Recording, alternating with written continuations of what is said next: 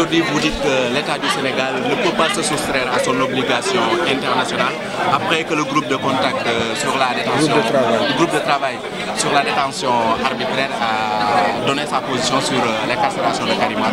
Alors, pourquoi vous dites cela? Je le dis simplement parce que le Sénégal fait partie du système des Nations Unies. Or, les Nations Unies, c'est sa charte, la charte des Nations Unies. Tous ceux qui adhèrent au système des Nations Unies ont ratifié la charte des Nations Unies. Et il existe des dispositions qui nous intéressent spécifiquement.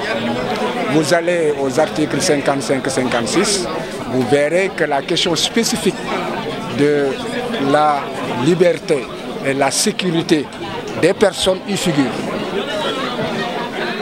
Et vous avez la paix qui y figure. Et vous avez en fait les idéaux poursuivis par les Nations Unies, à l'article 55.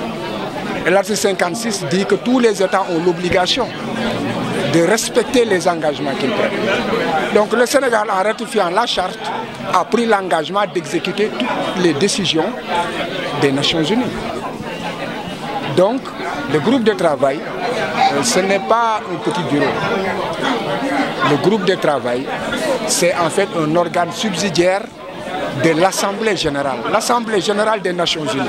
Donc l'Assemblée qui regroupe toutes les nations.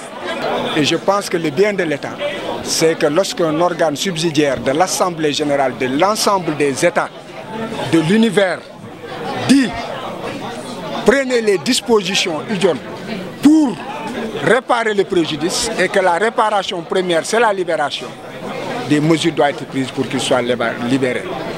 Donc aujourd'hui la souveraineté c'est un faux débat. En signant des conventions internationales, on accepte d'abandonner une parcelle de notre souveraineté. Donc on ne l'invoque. Et si le gouvernement refuse d'être en phase avec cette obligation internationale? Bon, vous savez, quand nous avions saisi la CEDEAO a dit elle n'a pas à dire à l'État du Sénégal respectez vos obligations. Parce que le Sénégal, en intégrant la CEDEAO, a pris l'engagement d'exécuter les décisions de justice. Que ce n'est pas une faculté, c'est une obligation. La CEDEAO l'avait dit. Si aujourd'hui des mesures sont prises, nous ne le savons pas. Parce que nous sommes simplement des individus. Ce que nous pouvons aujourd'hui nous contrôler, c'est que si Karim est libéré, mais c'est notre fierté de devoir de montrer au monde entier que nous sommes un pays où les personnes ont de la parole, où les autorités sont crédibles. Parce que les autorités doivent avoir de la crédibilité. Ce sont eux qui vont signer en notre nom. Si maintenant ils donnent leur parole, reviennent là-dessus, insultent tout le monde, quelle crédibilité va-t-on donner en fait au Sénégal? Donc aujourd'hui, je pense que les Nations Unies ont beaucoup de pouvoir.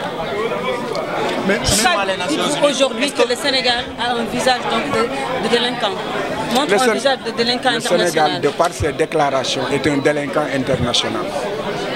Parce que le délinquant, c'est quelqu'un qui est en marge de la loi.